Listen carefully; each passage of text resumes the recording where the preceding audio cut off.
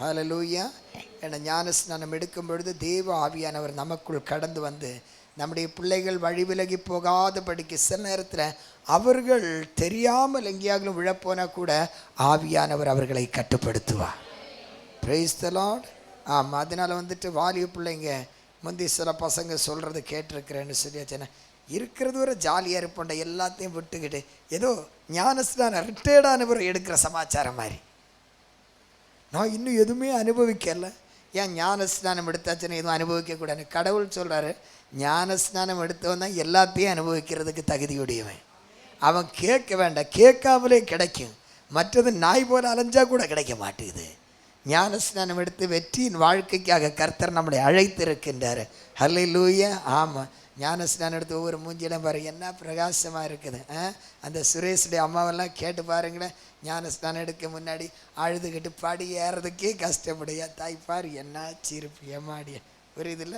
ஆமாம், கர்த்தருக்குள்ளால அது கர்த்தருக்குள்ளால இருக்கிறவங்களுக்கு தான் அந்த மகிழ்ச்சி தெரியும். Price the Lord.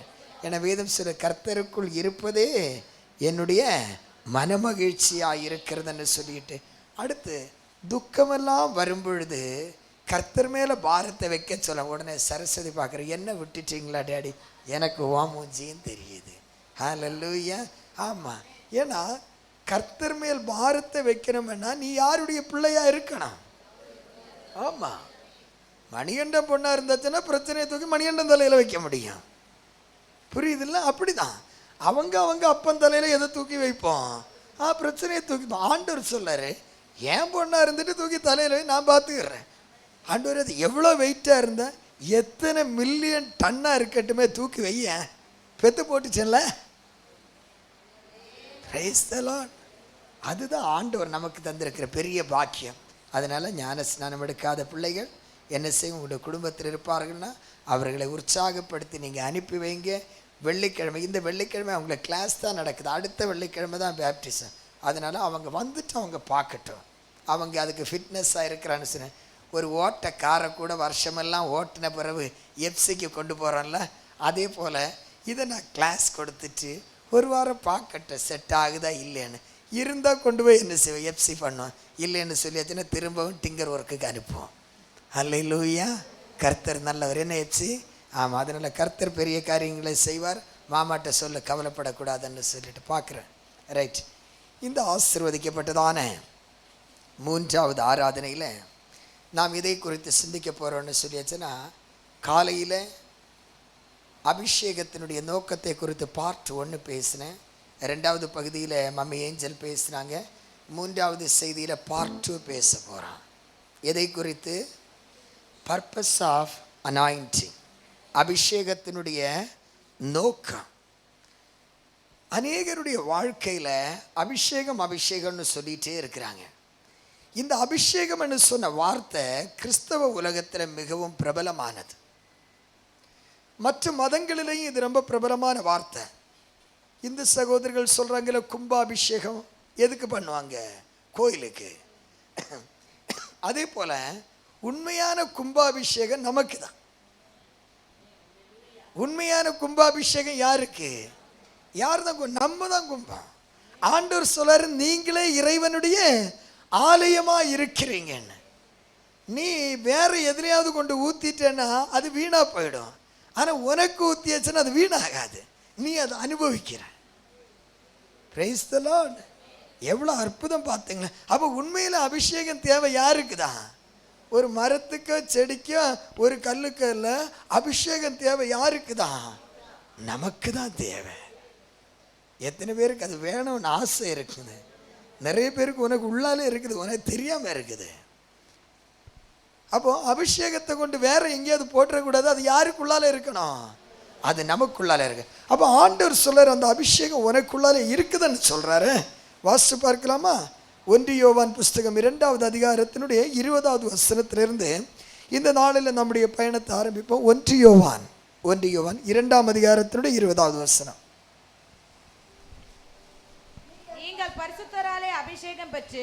நீங்கள் பரிசுத்தராலே அபிஷேகம் பெற்று என்னது? நீங்கள் யாராலே அபிஷேகம் பெற்று? பரிசுத்தராலே அபிஷேகம் பெற்று சகலத்தையும் அறிந்திருக்கிறீர்கள். சகலத்தையும் என்ன செய்திருக்கின்றீர்கள்? அப்போ பரிசுத்தர் அபிஷேகத்தினுடைய நோக்கம் யாதென்று சொன்னா, டு நோ எவ்ரிதிங், எல்லாவற்றையும் அறிந்து கொள்ள வேண்டுமென்றால் உனக்கு என்ன தேவைப்படுகின்றது? அபிஷேகம் தேவைப்படுகிறது. ரொம்ப கவனமாய் சிந்திப்போம். பழைய நாட்களில் என்ன செய்வாங்கன்னா, ராஜாக்களை என்ன செய்வாங்க, பட்டத்து இளவரசரை என்ன பண்ணுவாங்க, அப்பாவுடைய ஸ்தானத்தில் பிள்ளை என்ன செய்வாங்க, அபிஷேகம் பண்ணுவாங்க.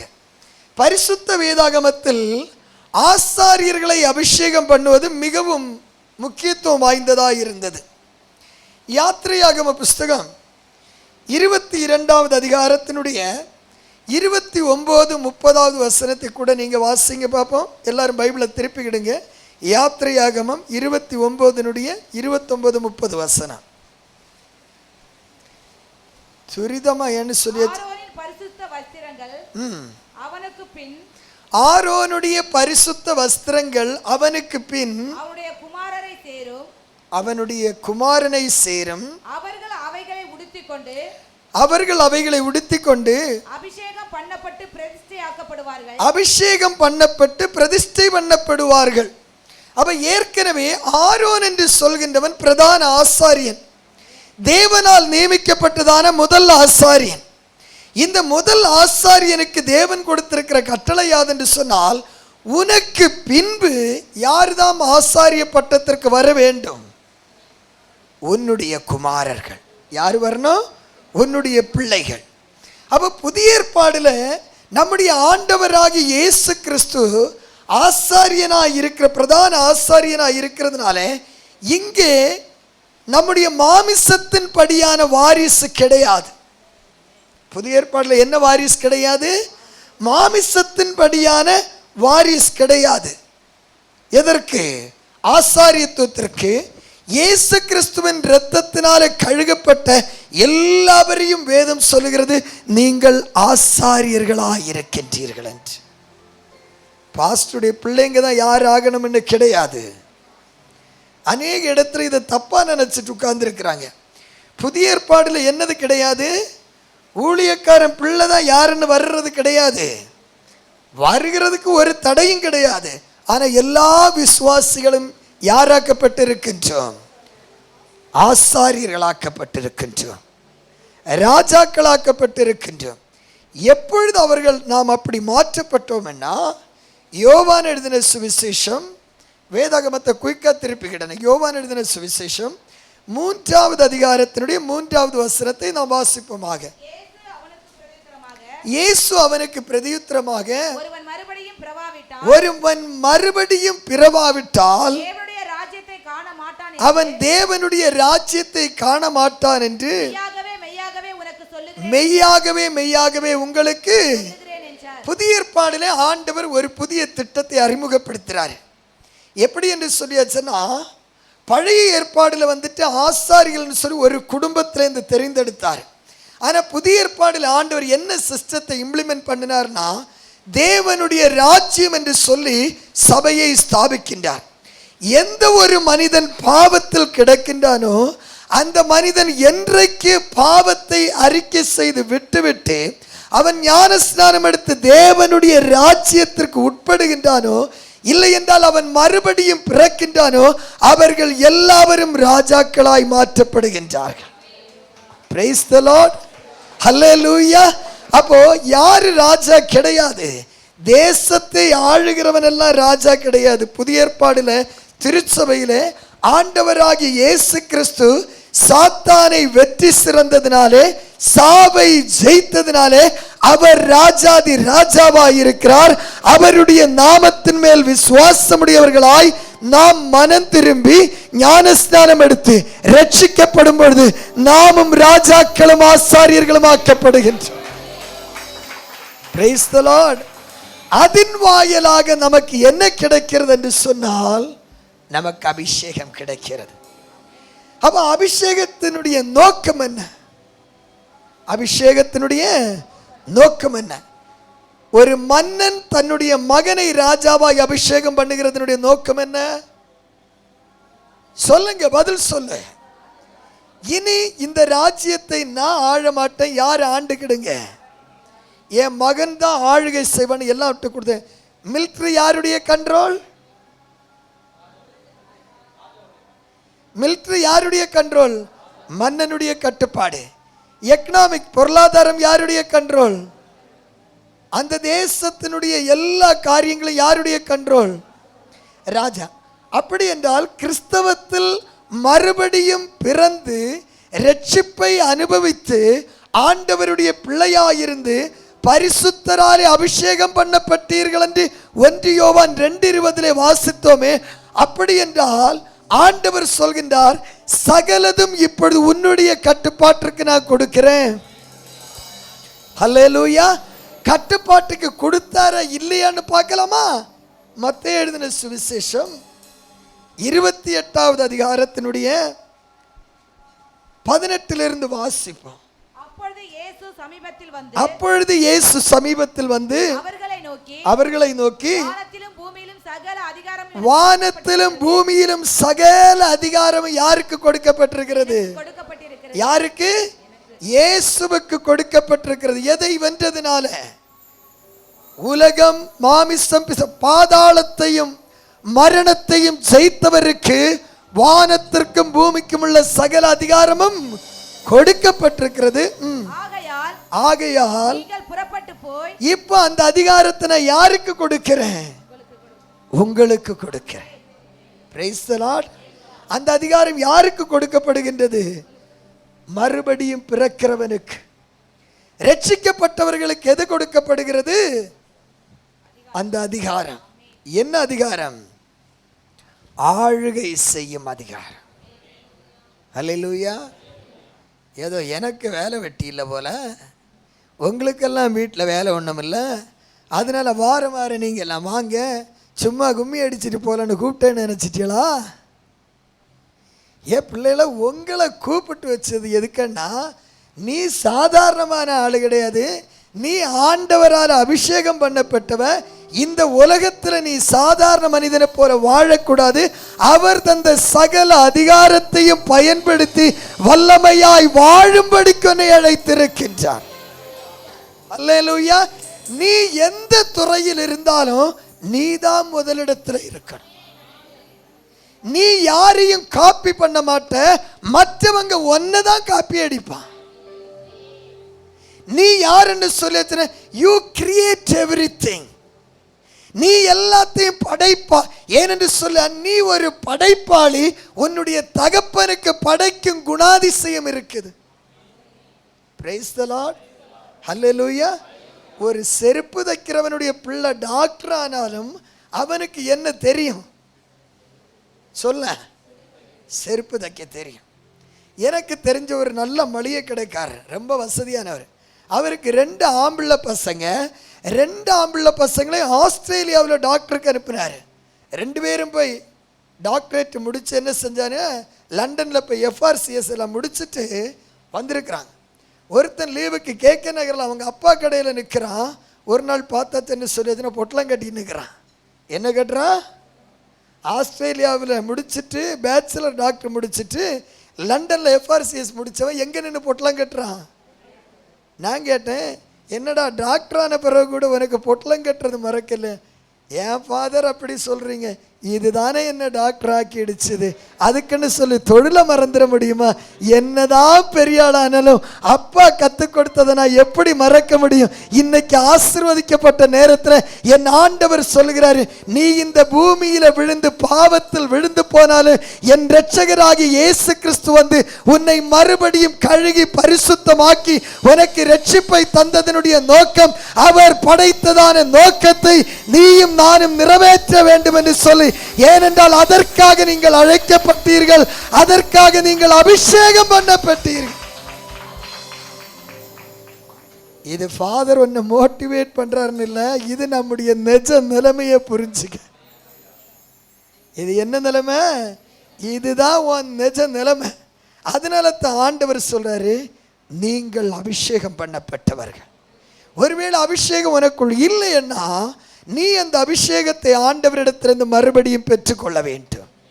Price God. ஹல்லேலூயா.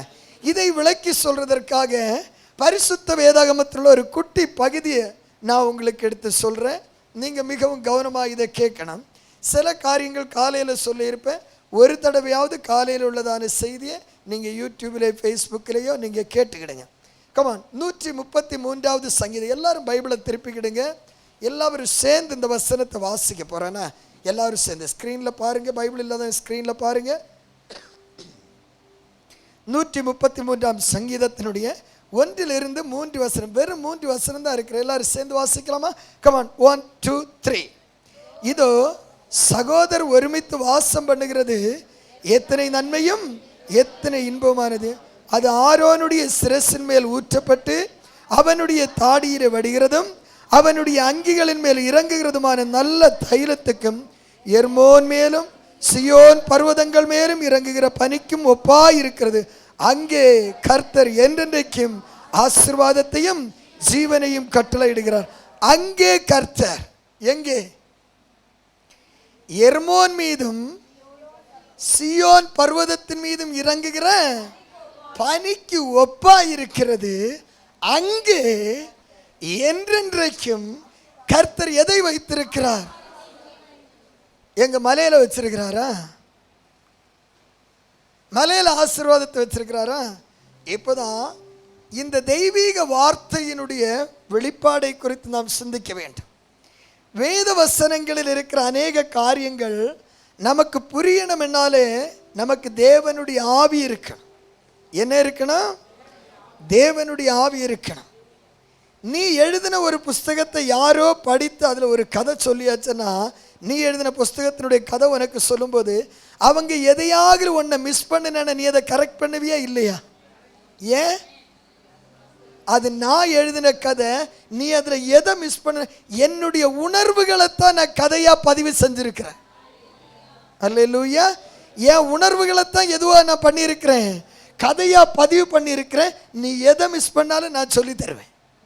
அதுபோன்று இந்த வேதத்தில் இருக்கிறதான ரகசியங்கள் தேவனுடைய ஆவியினால் ஏவப்பட்டது. 2 தீமோத்தேயு 3:16 வாசிக்கிறோம். வேத வாக்கியங்கள் எல்லாம் எதனால் ஏவப்பட்டு எழுதப்பட்டிருக்கிறது? தேவ ஆவியினால் எழுதப்பட்டு. அப்போ இதை புரிஞ்சுக்கிடணும்னா உனக்கு என்ன வேணும்? You can't understand the word of God by your knowledge. உன்னுடைய ஞானத்தினால எது புரியாது. வேதமே சொல்கிறது, உலகத்தின் ஞானிகளை வெட்கப்படுத்துமா இந்த வேத புஸ்தகம். அவன் கேட்பான், ஒரு தாய்க்குள்ளால போனதுல ஒரு அம்மாவினுடைய உதரத்தில் வயிற்றுக்குள்ளால தானே குழந்தை உருவாகி வெளியே வரும். அது எப்படி ஒரு கிறிஸ்தவம் மறுபடியும் பிறப்பா? இதைத்தான் யாரு கேட்ட? நிக்கோதோம் என்று சொன்னதான மிகப்பெரிய யூத ஞானி கேட்கின்றா, எப்படி ஆண்டவரே நான் இந்த பெரியவனான பின்பு அம்மாவினுடைய வயிற்றில் திரும்பவும் பிறந்து அவள் பெற்றுக்கிட முடியுமா?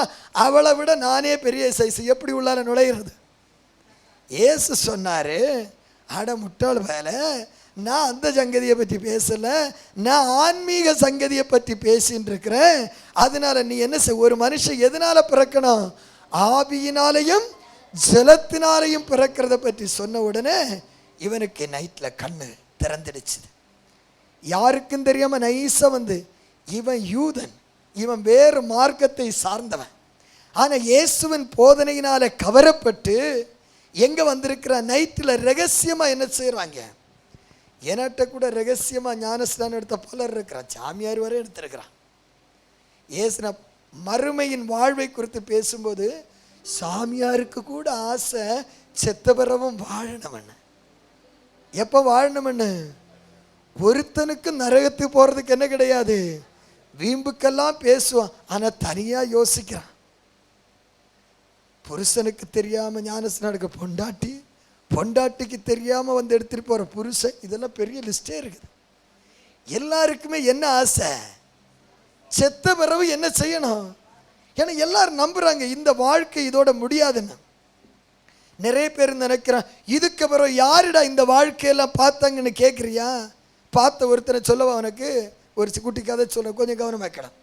ஒரு அம்மா வயிற்றுல 2 பிள்ளைங்க என்ன செஞ்சுன்னா கன்சீவ் ஆகிடுச்சு தான். எத்தனை பேர்? ஒரு மோரல் ஸ்டோரிஸ், 2 பிள்ளைங்க. அப்போ அப்படியே கொஞ்ச நாள் ஒரு 6 மாதம் ஆகிடுச்சு, இவங்க வளர்ந்துட்டாங்க. அவங்க 2 பேரும் பேச மாட்டாங்க. அவங்க இப்போ பேசுகிறத ஒரு கற்பனையில் சொல்கிறேன். ஒரு என்ன செஞ்சானா இளைய பையன் சொன்னால், என்ன 2 ஆம்பளை பசங்கன்னு வச்சுக்கிடும். என்னன்னா இன்னும் ஒரு 4 மாதம்தானே இருக்குது, நம்ம இந்த உலகத்தை விட்டு வெளியே போயிடும், வேற ஒரு உலகத்தை போய் பார்ப்போம். அட முட்டாள் பயலை, வேற உலகம்னு என்ன இருக்குது, இதுதானே உலகம், இங்கேத்தானே நம்ம இருப்போம், வேற உலகம் இருக்கிறத நீ பார்த்தியா? இல்லை, நம்மளை சுமந்துட்டு இருக்கிறாளே அம்மா, அம்மாவா, அவ எப்படி இருப்பா?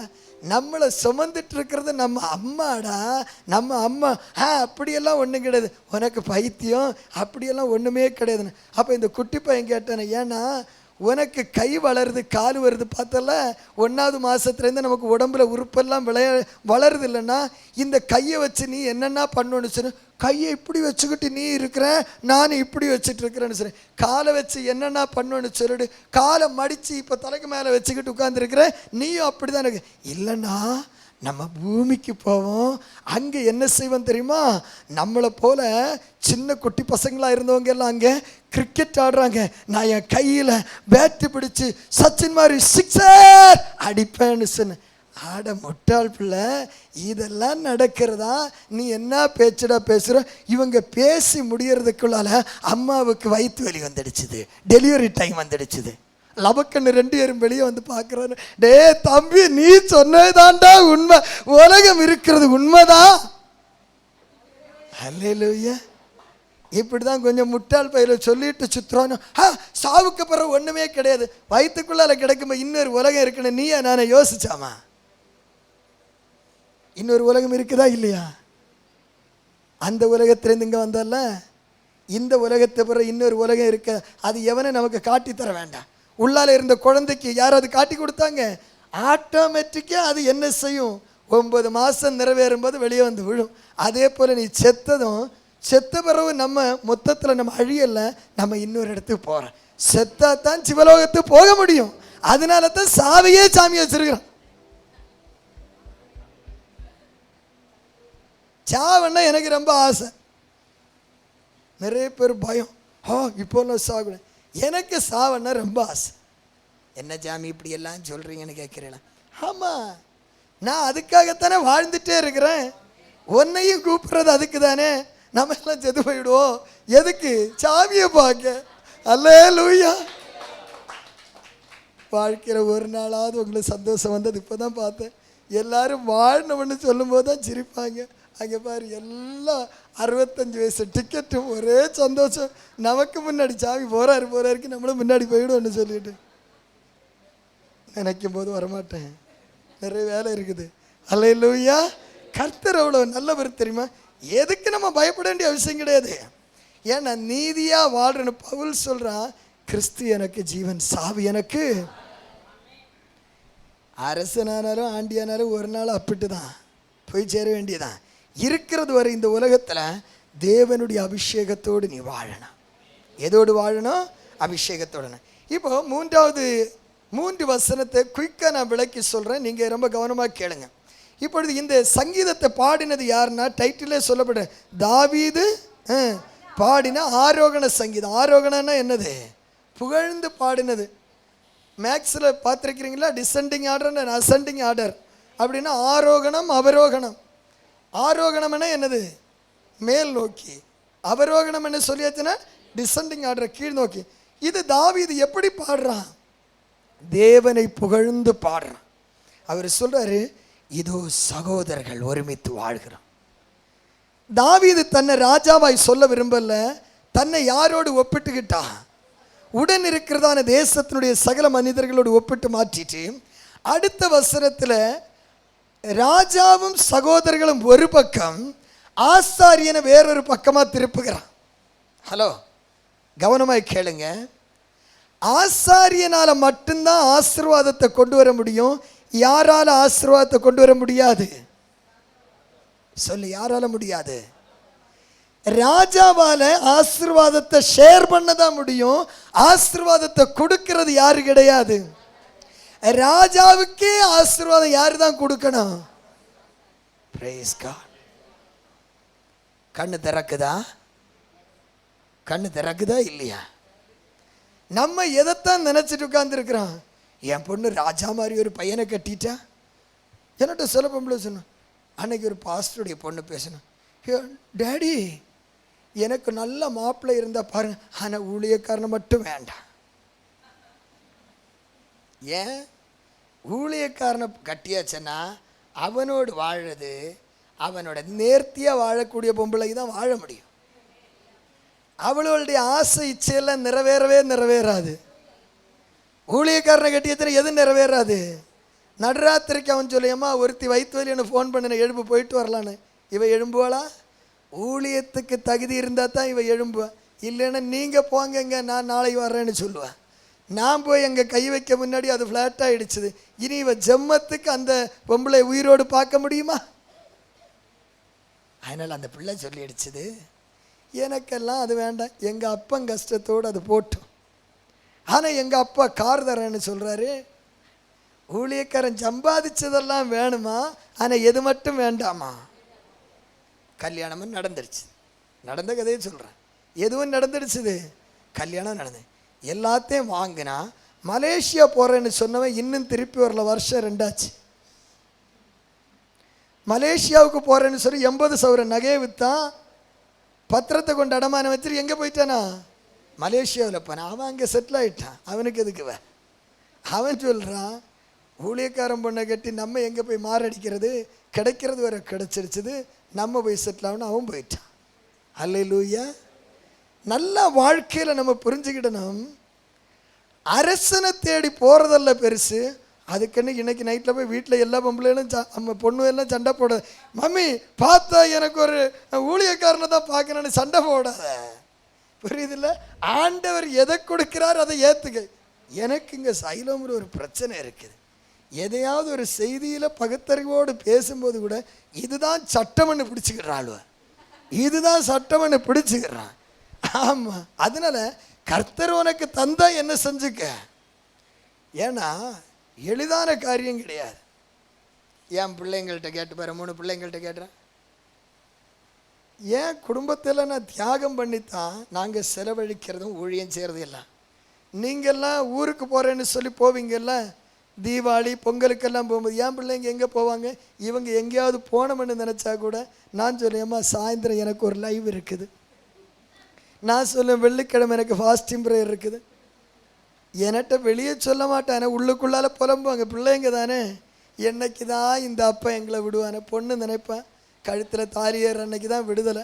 பசங்க நினைப்பானே நம்ம ஒரு குடும்பம் ஆகிறது தான். இந்த மனுஷன் காலத்துக்கு இப்படி தான் இருப்பான் போல. இங்கே பிறந்தா அப்படி தான்.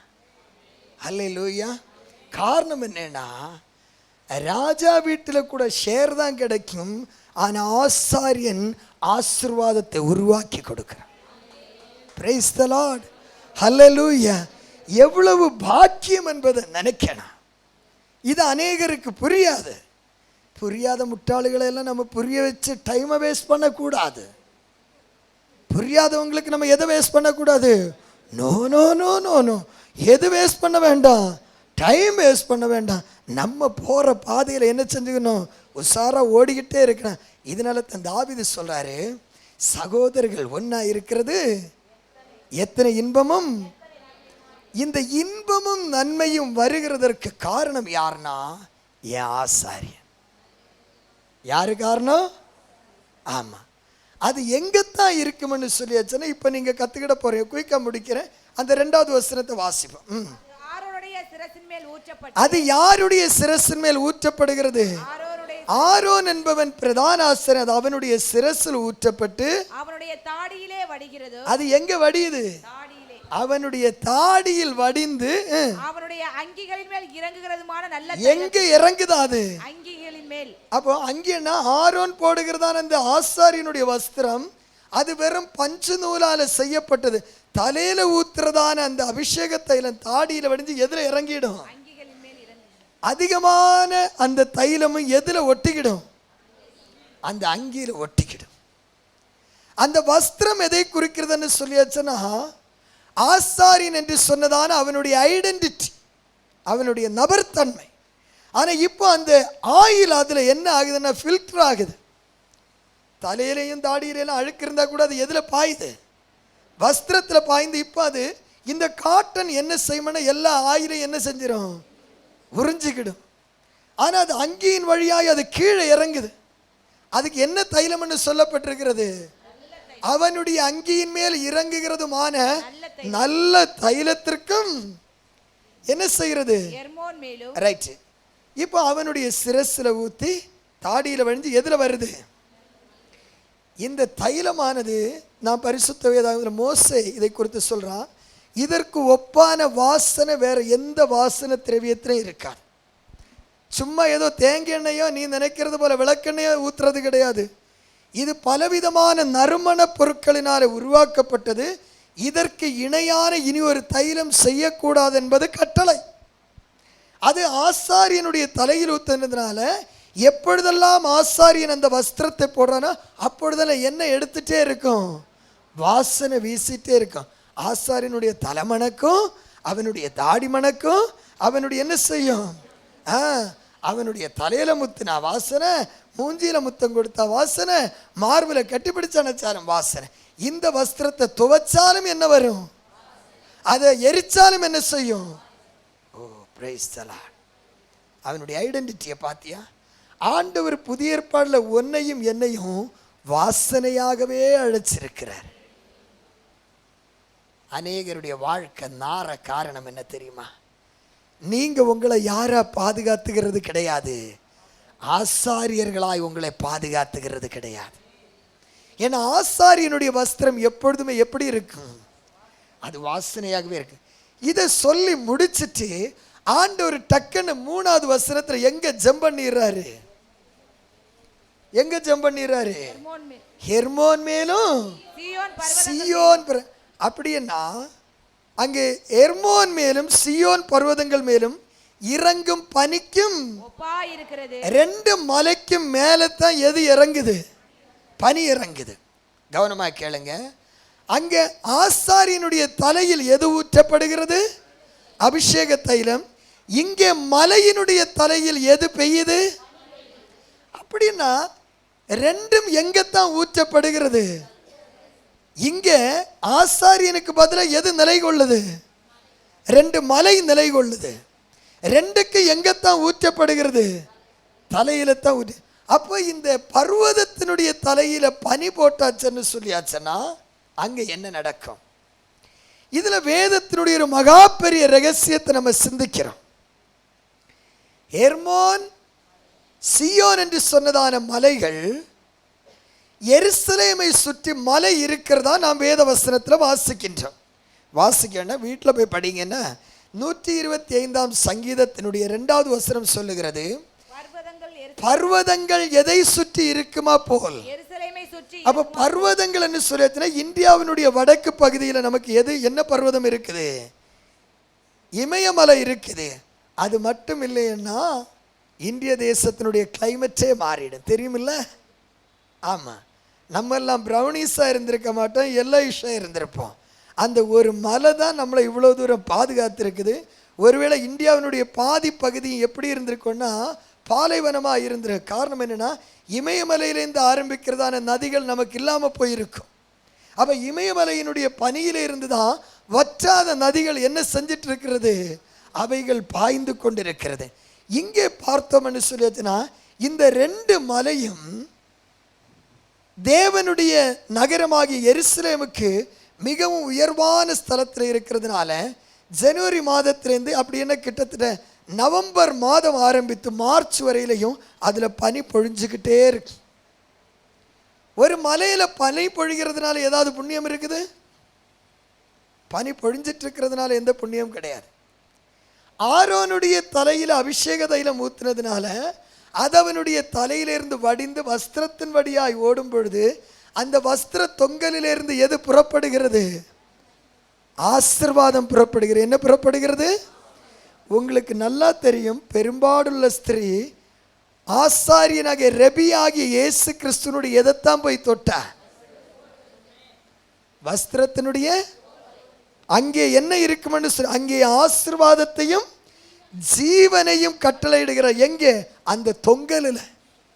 அந்த தொங்கலுக்கு லேவியராகம புஸ்தகம் சொல்லுகிறது, ஆசாரியனுடைய வஸ்திரத்தினுடைய தொங்கல்கள் எதனால என்ன சொல்லியாச்சுன்னா இளம் நீல நூல் அப்படின்னு சொல்லியாச்சுன்னா பர்பிள் கலர்னால உருவாக்கப்படும். பார்த்தீங்களா, காட்டுறேன் பார்த்தீங்களா, அந்த சைடில் அந்த பர்பிள் கலரில் இருக்கும்.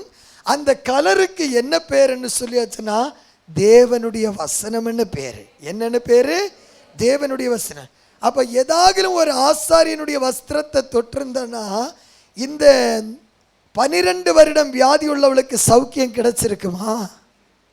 சொல்ல கிடைச்சிருக்கும். அவ எத்தனையோ ஆசாரியர்களை பார்த்துருக்கிறார். ஆனால் அதில் எல்லாம் இல்லாத ஒன்று இயேசுன்னு சொன்ன. பார்த்தீங்களா, அதில் தொங்கல் இருக்குது பாருங்க. அந்த பர்பிள் கலரை கீழே என்ன தொங்குது? ஜிமிக்கி மாதிரி தொங்கல் தொங்குது. பார்த்தீங்களா? அப்போ அதில் இருந்துட்டு என்ன செய்யும்? சொட்டு சொட்டா எது வடியும்? அபிஷேகத்தில். இந்த பெண்மணி போய் எதை தொட்டுச்சா? தேவனுடைய வார்த்தை ஆகிய தொங்கலத்தோட. வேதவசனம் நாம் எபிரேயரில் வாசிக்கின்றோம். தேவனுடைய வசனம் ஜீவனும். அவ தொட்ட உடனே இயேசு என்ன கேட்டாரு? என்னிலிருந்து என்ன புறப்பட்டது? அவள் எதை தொட்ட? வார்த்தை என்னும் தொங்கலை தொட்டதும் இயேசுவே ஃபீல் பண்ணினாரு, என்னது புறப்பட்டிருக்கிறது. ஹல்லேலூயா. ஆசாரியனை சேவிக்கும் பொழுது அங்கிருந்து என்ன புறப்படுகிறது? வல்லமை புறப்படுகிறது. இப்போ இதுக்கும் மலைக்கும் என்ன சம்பந்தம்? அப்ப ஆசீர்வாதம் மலையினுடைய உச்சியில பனி பெய்யுதுன்னு சொல்லி ஒருத்தன் ஏறி அந்த மலையினுடைய உச்சியில போயிட்டேன்னா என்ன செஞ்சிருவான்? அங்கேயே அச்சாயிடுவான், உச்சாயிடுவான். ஏன்? பனியில விரைச்சு என்ன செஞ்சு விடுவான்? செத்து விடுவான். தெரியாதா? வீட்டில் இருக்கிறவன் ஃப்ரீசரில் 1 மணி நேரம் கையை விட்டுட்டுறேன், ஏமா ஏமா வேண்டாமா விடுமான்னு சொல்லுவான். ஏன்? என்ன ஆயிடுது? அப்போ மலையுச்சியில் போய் அந்த பனியில் கிடந்தான்னா அதனால் ஆண்டவர் சொல்லாரு, நீ அங்கே எங்கெல்லாம் வராத, மலை உச்சிக்கெல்லாம் நீ வரவே வராத. இந்த மலை உச்சி எவ்வளோ உயரத்தில் இருக்குன்னு சொல்லியாச்சுன்னா சமுத்திரத்தினுடைய அளவிலிருந்து 9232 உயரத்தில் இருக்கு. எவ்வளவு? 932 அடி உயரத்தில் இருக்கிறது. அங்கே இருந்துதானே இந்த மலையில் பெய்கிறதான பனிகள் வெயில் காலம் முடியும் போது என்ன செய்யும்னு சொல்லியாச்சுன்னா உருக ஆரம்பிக்கும். மழைக்காலத்தில் என்ன செய்யும்னா அந்த மலையினுடைய அடிவாரத்தில் தான் நீங்கள் கேட்குறதான ரொம்ப ஃபேமஸான நதி. இயேசுநாதர் எந்த நதியில் ஞானஸ்நானம் எடுத்தார்? எந்த நதியில்? யோர்தான் நதியில் ஞானஸ்நானம் எடுத்தார். இந்த நதி எங்கத்தான் ஆரம்பமாகுதுன்னா இந்த பனிப்பொழிவு உருகிறதான அந்த மலையினுடைய அடிவாரத்தில் தான் எது ஆரம்பமாகிறது? யோர்தான் நதி. அப்போ யோர்தான் நதியில் தண்ணி வரணும்னா எது உருகணும்? ஆசாரியனுடைய தலைக்கு ஒப்பிட்டு சொல்லப்பட்டிருக்கிறதான எர்மோன் மலையிலையும் சியோன் மலையினுடைய உச்சியில் இருக்கிற எது உருகணும்? பனி உருகிடுச்சுன்னா அது தண்ணியாய் மாறி எங்கே ஓடுது? யோர்தான் நதியில் கடைசியில் எங்கே போய் கலக்கும்னு சொல்லியாச்சு. ரொம்ப கவனமாக போய் கேளு. எங்கே கலக்கும்னு சொல்லியாச்சுன்னா கலிலேயா கடல். ஒரு கடல் உருவாகிறது எங்கே இருந்துன்னு சொல்லியாச்சுன்னா எர்மோன் மலையிலையும் சியோன் மலையிலையும் பெய்கிறதான பனியினுடைய வல்லமையினால. இந்த இரவில் கர்த்தர் சொல்றாரு, தேவனுடைய அபிஷேகமானது உன் தலையில ஊற்றப்படும் பொழுது அது பனியாய் காணப்படும். ஆனால் கர்த்தருடைய ஊழியக்காரன் உனக்கு ஆசீர்வாதத்தை கட்டளையிடும் பொழுது ஒன்றுமில்லாத இருக்கிற உன்னுடைய வாழ்க்கை எப்படி கலிலேயா கடலை யோர்தானில் இருந்து தண்ணீர் பெற்று அதில் ஜீவன்களாகிய மீன்கள் வாழ்கிறதோ அதே போல கர்த்தர் உன்னை சமுத்திரத்தை போல ஆசீர்வதிக்கின்றார். Praise the Lord. Hallelujah. இந்த உபவாசத்தை முடித்த நாட்களில் உன்னை கர்த்தர் சொல்கிறார், நீ ஒரு பர்வதத்தினுடைய ஆசீர்வாதத்தினுடைய அடித்தளத்தில் நிற்கிறதுனாலே உன்னை சமுத்திரமாய் மாற்றப் போகின்றார். Praise God. Hallelujah. அந்த தண்ணி அங்கிருந்து ஓடி 9232 அடி உயரம் இருக்கிறது. அடுத்த அந்த தண்ணி எவ்வளவு அடியில் பாயுதுன்னா சமுத்திரத்திலிருந்து 1200 அடி ஆழத்தில் இருக்கிறதான இடத்துல அது பாயுது. எங்க போகுது? சவக்கடலுக்குள்ளால போகுது. யோர்தானிலிருந்து பாய்கிற தண்ணீர் எல்லாம் எங்க போகுது? சவக்கடலுக்குள்ளால, சாவுக்கடலுக்குள்ளால போகிறது. அதனுடைய ஆழம் எவ்வளவு? 1200 அடி ஆழத்தில் போகிறது. 9232 அடி உயரத்தில் இருக்கிறதான பனி அது உருகி ஆசீர்வாதத்தினுடைய எல்கை எங்க போகுது? அதை பார்க்கிலும் ஆழங்களில் கொண்டு போகிறது. வேதம் சொல்கிறது, ஆழத்தை ஆழம் கூப்பிடுகிறது என்று சொல்லு. Glory, hallelujah. என் தேவன் சொல்கின்றார், அங்கே அவர் எதை வைத்திருக்கின்றாரா? அங்கே கர்த்தர் ஆசீர்வாதத்தையும் ஜீவனையும் வைத்திருக்கிறார். எதுல ஆசீர்வாதத்தையும் ஜீவனை வைத்திருக்கிறாரா? சீயோன் பர்வதங்கள் மேலும் எர்மோன் மேலும் இறங்கும் பனியிலிருந்து ஆண்டவர் எதை வைத்திருக்கின்றாரு? ஆசீர்வாதத்தை வைத்திருக்கிறார். இந்த ஆசீர்வாதமானது இரண்டாய் பிரிக்கப்படுகின்றது. ஒன்று கலிலேயா கடலாக மாறுகின்றது, இன்னும் ஒன்று சவக்கடலாய் மாறுகின்றது. கலிலேயா கடல் உலகம் உண்டான நாள் முதற்கொண்டு இந்நாள் வரையிலையும் மனிதனுக்கு எதை கொடுத்துட்டே இருக்குது. இப்போ கூட நீங்கள் இஸ்ரேலில் போனீங்கன்னா பேதுரு பிடிச்ச ஒரு மீனுக்கு பீட்டர் ஃபிஷ்ன்னு வச்சுருக்கிறான். $2 கொடுத்தா ஒரு மீன் கொடுக்குறான் துன்றதுக்கு. ஆமாம், இன்னைக்கும் அந்த கடல்ல இருந்து மக்கள் எதை பிடிச்சிட்டே இருக்கிறாங்க. அதே நேரத்தில் சவக்கடல்ல ஒரு பறவை கூட அதை கிராஸ் பண்ணி பறக்காது. எது பறக்காது? அதை கிராஸ் பண்ணி ஒரு பறவை கூட பறக்காது. அந்த தண்ணியில் நீ விழுந்தன்னா மூழ்கவே மாட்ட. நிஜத்தை சொல்கிறேன். அந்த தண்ணியில் விழுந்த நீ என்ன செய்ய மாட்ட? நீ படுத்துக்கிட்டே பேப்பர் வாசிக்கலாம். அந்த தண்ணியில் சாதாரண தண்ணீரை விட 8 மடங்கு டென்சிட்டி ஜாஸ்தி அதுக்கு. அதில் ஒரு பாக்டீரியாவோ ஒரு அமீபை கூட வாழாது. ஏன்னா அது என்ன தண்ணி? அது சாபத்தினுடையது. அது என்னது? ஒரே ஊற்றிலிருந்து தான் எது புறப்படுகிறது? இந்த தண்ணீர் புறப்பட்டு கலிலேயா கடலில் ஜீவனையும் கொடுக்கிறது. அதே சவக்கடலில் ஒரு உயிரினத்தையும் வைக்கிறதில்லை. ஆண்டவர் லோத்தை சோதோம் கோமேராவிலிருந்து வெளியே கொண்டு வந்த பின்பு சோதோம் கோமேராவை அக்கினியினால சுட்டரித்தார் அல்லவா? அப்பொழுது வானத்திலிருந்து சல்ஃபர், வானத்திலிருந்து அக்கினி இறங்கி அந்த 2 பட்டணங்களையும் சுட்டரிக்க, அந்த பட்டணம் அக்கினியினால் உருகி அது ஓடி இந்த கடலுக்குள் விழுந்து இந்நாள் வரையிலையும் அது சாபமாகவே இருக்கின்றது.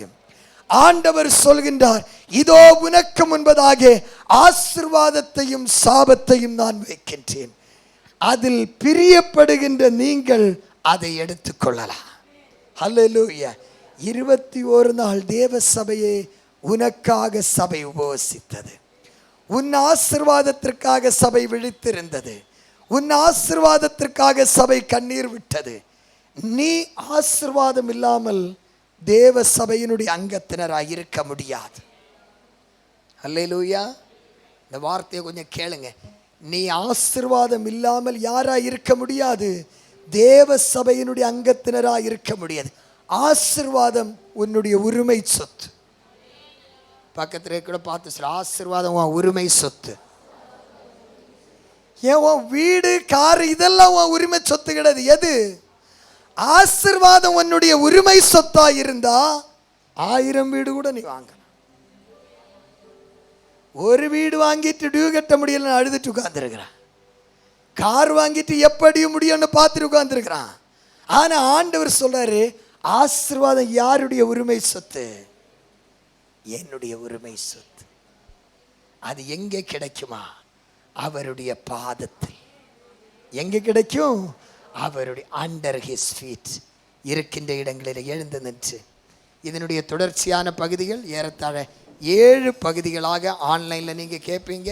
இருக்கின்ற இடங்களில் எழுந்து நின்று, ஆண்டவரே, ஆரோனுடைய சிரசில் ஊற்றப்பட்ட அந்த அபிஷேகத்தினுடைய தைலம் அது அவனுடைய தாடியின் வழியாய் வடிந்து அவனுடைய வஸ்திரத்தில் இறங்கி, நீர் அதை உம்முடைய ஊழியக்காரர்களுக்கு அதை நீர் வாக்குதத்தம் பண்ணி இருக்கிறேன். தேவ ஜனம் தேவனுடைய வார்த்தையை அவர்கள் சேவிக்கும் பொழுது, அதை தங்களுக்கு சொந்தமாக்கும் பொழுது அது அவர்களுக்கு ஆசீர்வாதமாய் மாறும் அல்லவா? 21 நாட்கள் கர்த்தரை சேவித்து உபவசித்து இந்த ஜனத்தினுடைய நிந்தைகள் மாற, இந்த ஜனத்தினுடைய வியாதிகள் மாற, இவர்களுடைய துக்கங்கள் மாற, இவர்களுடைய கடன் பாரங்களிலிருந்து இவர்கள் வெளியே வந்து கிறிஸ்துவின் சாட்சிகளாய் நின்று இயேசுவை சுமந்து கொண்டு உலகமெங்கும் உடைய சாட்சிகளாய் நிற்க நீர் இவர்களை பலப்படுத்துவீராக. என் பிள்ளைகள் எந்த வேதனையோடு கூட இருந்தாலும் இந்த இரவில் கர்த்தருடைய கரங்களில் இவர்களை ஒப்புக் கொடுக்கிறேன். எல்லாவரும் கண்களை மூடலாமா?